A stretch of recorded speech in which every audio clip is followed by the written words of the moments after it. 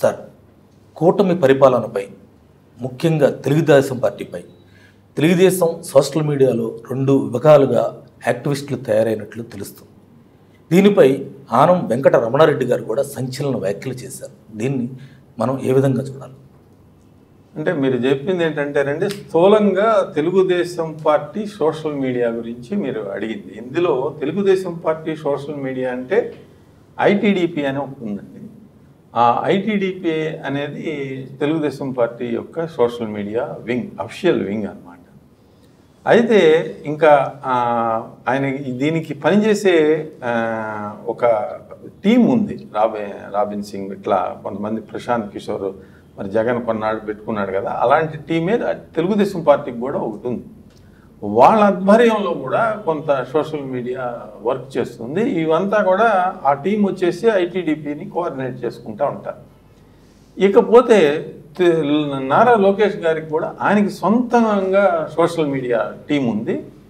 ఇక ప్రతి నాయకుడికి స్థానికంగా సోషల్ మీడియా టీంలు ఉన్నాయి.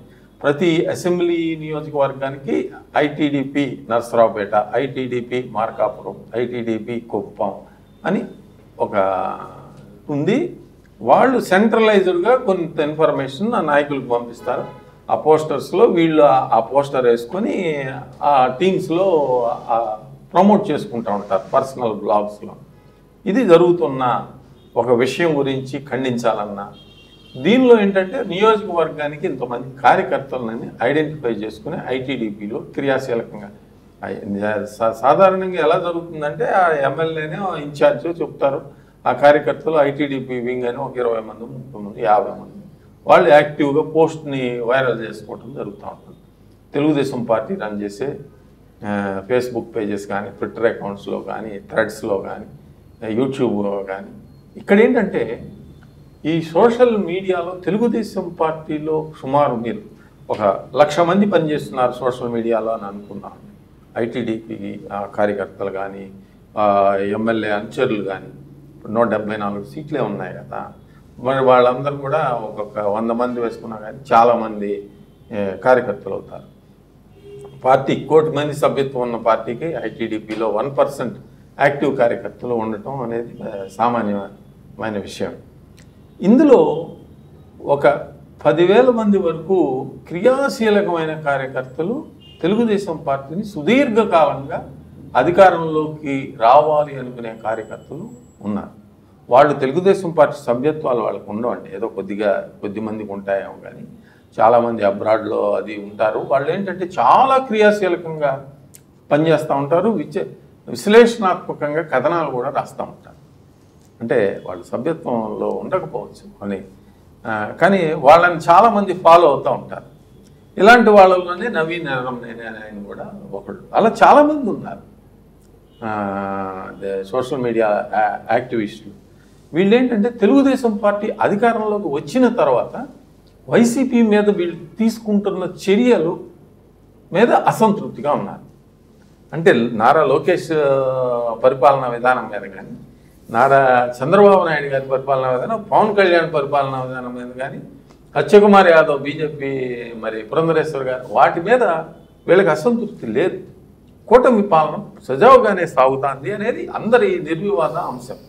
అయితే జగన్మోహన్ రెడ్డి అతని పరిపాలనలో అవినీతి మంత్రులు కానీ, అసంబద్ధంగా, అన్యాయంగా, అక్రమంగా, నోటి దురుసుతోటి, నోటి దోలతోటి విచ్చలవిడిగా, విశృంఖలంగా మాట్లాడిన కొంతమంది నాయకుల మీద చర్యలు తీసుకోవటం లేదు, సరైన అధికారుల మీద కూడా సరైన చర్యలు తీసుకోవటం లేదు, వాళ్ళని బెయిల్అవుట్ చేస్తున్నారు అనే బాధను బలంగా తెలుగుదేశం పార్టీలో మొదటి నుంచి వస్తాం.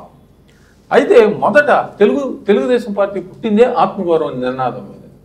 అదే ఆత్మగౌరవ నినాదంతో ఏపీ ఫైబర్ గ్రిడ్ చైర్మన్గా ఉన్న జీవి రెడ్డి గారు రాజీనామా చేయడం జరిగింది. ఎందుకు?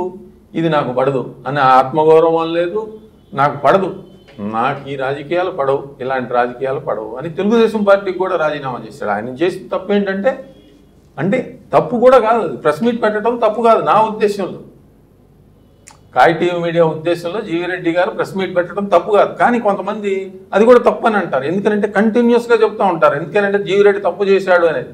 ఇది ఎవరు చాలా పెద్ద పెద్ద వాళ్ళు రాజనీతి ఆయన చెప్తాడు.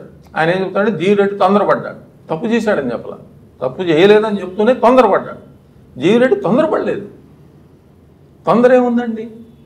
ఆయన చెప్తున్నాడు, ముఖ్యమంత్రి దృష్టికి తీసుకొచ్చాడు, నారా లోకేష్ దృష్టికి తీసుకొచ్చాడు, చర్యలు లేవు. మరి ఇంకెందుకు ఆయన చదువుకున్నాడు. మీరైతే ఏం చేస్తారు?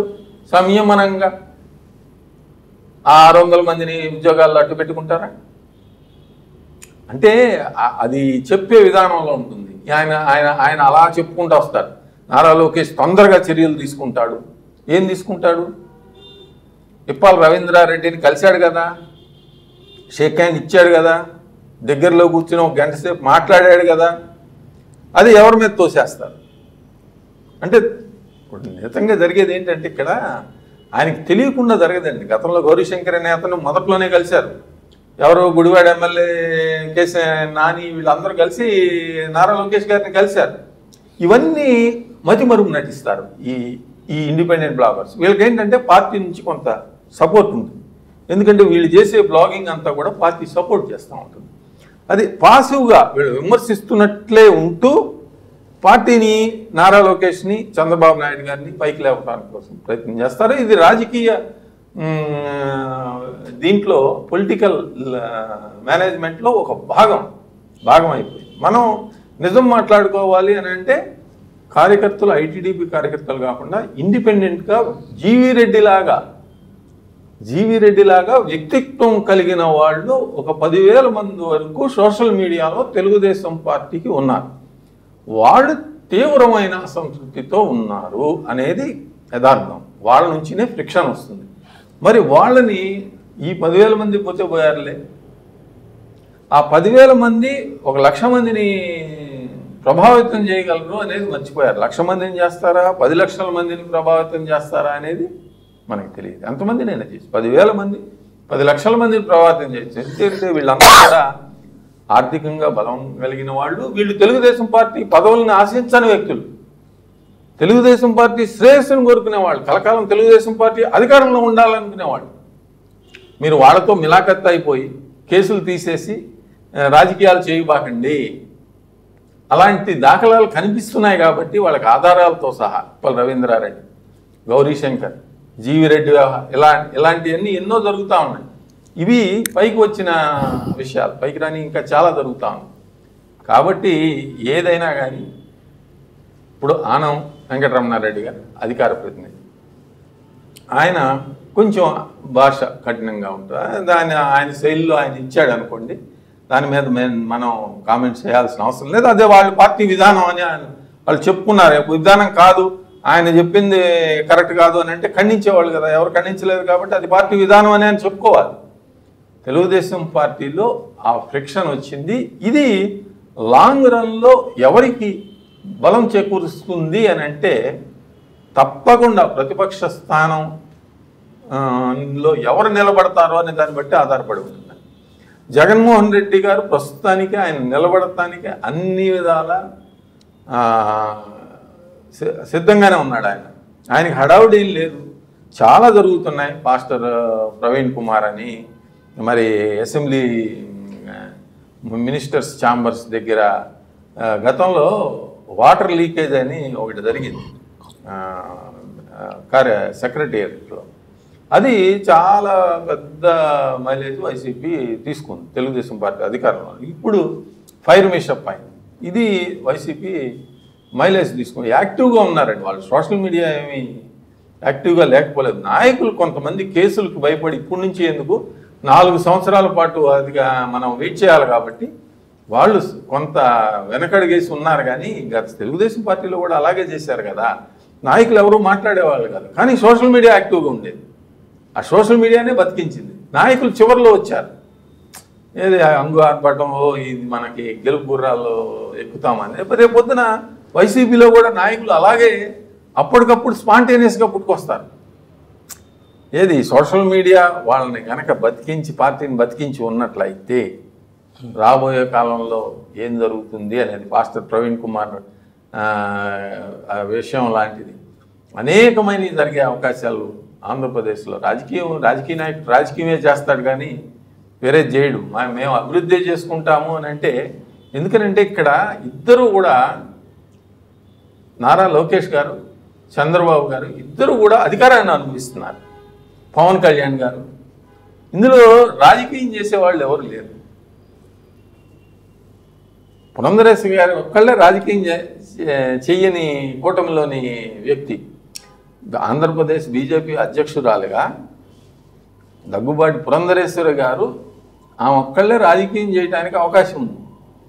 మరి పవన్ కళ్యాణ్ గారు మినిస్టర్, డిప్యూటీ చీఫ్ మినిస్టర్, ఆయన ఏమి రాజకీయం చేస్తాడు? ప్రభుత్వాల పాలనలో ఉన్నాడు, ఆయన అధికారాన్ని అనుభవిస్తున్నారు. నారా లోకేష్ గారు జాతీయ ప్రధాన కార్యదర్శి, ఆయన కూడా రాజకీయం చేయటం లేదు.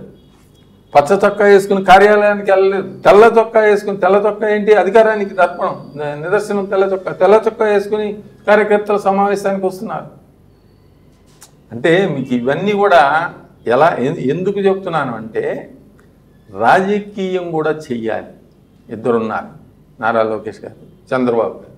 ఒకళ్ళు అధికారాన్ని అనుభవిస్తూ అధికారాన్ని చూసుకుంటే, రాజకీయం చేయడానికి ఒక మనిషి ప్రత్యేకంగా పూర్తి స్థాయిలో కేటాయి. బాల్ ఠాకరే గారు శివసేన ఉన్నప్పుడు మహారాష్ట్రలో ఆయన అధికారం తీసుకునేవాడు కాదు, ఆయన రాజకీయమే చేసేవాడు. ఆయన ఎప్పుడు కూడా బాల్ ఠాకరే గారు చీఫ్ మినిస్టర్ కాలే. ఎప్పుడైతే చీఫ్ మినిస్టర్ అయ్యి ఉద్ధవ్ ఠాకరే గారు ముఖ్యమంత్రి అయ్యాడో అప్పుడు శివసేన పడిపోయింది. మీరు గమనించారు, ఇది రాజకీయం. సోనియా గాంధీ గారు కూడా ఆమె ప్రైమ్ మినిస్టర్ వల్ల, రాహుల్ గాంధీ ప్రైమ్ మినిస్టర్ వల్ల, అట్లా అని చెప్పి రాజకీయాన్ని మర్చిపోయారు అనుకోండి. వాళ్ళు 10 ఏళ్ళు మరి ఏకఛత్రాధిపత్యంగా కాంగ్రెస్ పార్టీని పాలనలో పెట్టుకున్నారు కదా. ఇప్పుడు దానికి అది విచ్ఛిన్నం కావడానికి రకరకాల కారణం, కాంగ్రెస్ పోవడానికి 100 కారణాలు, కానీ తెలుగుదేశానికి ఒకటే కారణం, మీరు రాజకీయం వదిలేస్తే మీరు ఓడిపోతారు. ఇది సింపుల్ రూల్. కాబట్టి కార్యకర్తలలో ఉన్న మాట యథార్థం. ఆ కీ కార్యకర్తల్ని తెలుగుదేశం పార్టీ పోగొట్టుకుంటానికి మరి సిద్ధపడితే మరి అదే first step for their future political జర్నీలో అదొక మైల్ రాయిగా మిగిలిపోతుంది. ఈ విభేదాల వలన తెలుగుదేశం పార్టీకి ఏమన్నా నష్టం చేకూరే అవకాశం ఉందంటారా? అంటే నష్టం జరగదు, ఇదంతా కూడా తలనొప్పి వ్యవహారము అని పార్టీ అనుకుంటుందండి. తలనొప్పి వ్యవహారం అంటే రోజు ఏంటి మాకు తెలియదా, ఇక్కడ ఇలాగే ఉంటుంది, మేము ఇలాగే చేస్తాము అని అధినేతలే అనుకున్నప్పుడు మీరు ఎవరు చెప్పేవాళ్ళు ఎవరున్నారు? మీరు చంద్రబాబు నాయుడు గారికి సలహా ఇచ్చేంత నాయకులు ఎవరైనా ఉన్నారా? ఆయన మరి జాతీయ నాయకుడిగా మరి 2 కేంద్ర ప్రభుత్వాలను నడిపిన స్థాయి కలిగిన వ్యక్తి, అభివృద్ధి అన్నిట్లోనూ ఆయనకు ఒక అవగాహన ఉన్న వ్యక్తి, రాజకీయం చేయటంలో కూడా శక్తియుక్తులు కలిగిన వ్యక్తి. మరి ఆయనకి చెప్పేవాళ్ళు ఎవరు లేరు కదా. మీకు చిన్న తప్పులుగా కనిపించవచ్చు, అవే తప్పులు. మీరు ఒకటి గమనించాలి, చంద్రబాబు నాయుడు మెచ్చుకోవాల్సింది, తెలుగుదేశం పార్టీ ఓటమి కారణం నేనే అని చెప్పారు, ఒప్పుకున్నాడు. ఎవరో కాదు, అది నిజం, వాస్తవం ఒప్పుకున్నాడు. ఇప్పుడు కార్యకర్తలు కాదు. ఎందుకనంటే 1989 రామారావు గారు అధికారంలో ఉన్నప్పుడు ఓడిపోయింది తెలుగుదేశం పార్టీ. అప్పుడు ఎక్కడ మున్సిపల్ ఎలక్షన్స్లో ఓడిపోయింది. అప్పుడు చంద్రబాబు నాయుడు గారు ఉన్నారు, నెంబర్ 2గానే ఉన్నారు అక్కడ. అప్పుడు ఒక స్టేట్మెంట్ ఇవ్వడం జరిగింది. మున్సిపల్ ఎలక్షన్స్లో కాంగ్రెస్ మెజారిటీ స్థానాలు సాధించినప్పుడు ఆయన ఏమంటారంటే, పార్టీ వ్యతిరేక కార్యక్రమాలకు పాల్పడిన కార్యకర్తలు, నాయకుల మీద చర్యలు తీసుకుంటామని అన్నారు. అంటే ఇదేంటంటే ఓవర్ ఎ పీరియడ్ అప్పుడు తెలియక అనటం జరిగింది. అప్పుడు కార్యకర్తలు ఎవరండి, అప్పుడు పార్టీ పెట్టారు, అధికారంలోకి వచ్చారు, అధికారం అనుభవించింది మీరు, ఆ కార్యక్రమాలు చేసింది మీరు, దానికి ఫలితం కూడా అనుభవించాల్సింది మీరే. దానికి కార్యకర్తల మీద పడితే ఏమొస్తుంది? అప్పుడు ఏం సోషల్ మీడియాలు లేవు, ఏమీ లేవు. మరి కార్యకర్తలు కాదు, ప్రభుత్వం చేసిన విధానాల పట్ల ప్రజలు వ్యతిరేకంగా తీర్పిచ్చారు అనేది గమనించకుండా ఫస్ట్ ఏంటంటే కార్యకర్తల మీద, ఇదివరకు కార్యకర్తల మీద పడిపోయేవాళ్ళు. ఇప్పుడు వాళ్ళకి తెలిసిపోయింది, మరి ఎమ్మెల్యే అభ్యర్థిని మనమే డిక్లేర్ చేస్తున్నాం, జడ్పీటీసీని మనమే డిక్లేర్ చేస్తున్నాం, వాళ్ళకి డబ్బులు అవసరమైతే మనమే పంపిస్తున్నాం, తప్పు మనదే అని చెప్పి వాళ్ళకి కూడా అర్థమైపోయింది. ఎవరైనా గెలిపిస్తే, వైఎస్ఆర్సీపీని గెలిపిస్తే జగనే గెలిపించాలి, ఓడిస్తే జగన్ వల్లనే ఓడిపోతుంది. తెలుగుదేశమేనా? తెలుగుదేశం పార్టీ గెలవాలి అని అంటే చంద్రబాబు నాయుడు గారే గెలిపించగలుగుతారు, ఆయనే ఓడించగలుగుతారు. కానీ తెలుగుదేశం పార్టీలో ఏంటంటే చంద్రబాబు నాయుడు గారు నా వల్లనే గెలుస్తుంది అనుకుంటే అది చాలా పొరపాటు. తెలుగుదేశం పార్టీ గెలుపుకి కార్యకర్తలు అజ్ఞాతంగా సహాయం చేసిన అనేక మంది సోషల్ మీడియా యుద్ధవీరులు అనేక మంది ఉన్నారు. వాళ్ళ బలం కూడా తెలుగుదేశం పార్టీ విజయానికి కారణమైంది. కాబట్టి సంయమనంతో బ్యాలెన్స్ చేసుకుంటా పార్టీ కార్యక్రమాలకు కొంత సమయం కేటాయిస్తే ఇలాంటివన్నీ సద్దుమణిగే అవకాశం ఉంది. మరిన్ని అప్డేట్స్ కోసం మా కాయ్ టీవీని సబ్స్క్రైబ్ చేసుకోండి. మా వీడియో కనుక మీకు నచ్చినట్లయితే లైక్ చేయండి, షేర్ చేయండి. మీ విలువైన అభిప్రాయాలను కామెంట్ బాక్స్లో తెలియజేయండి.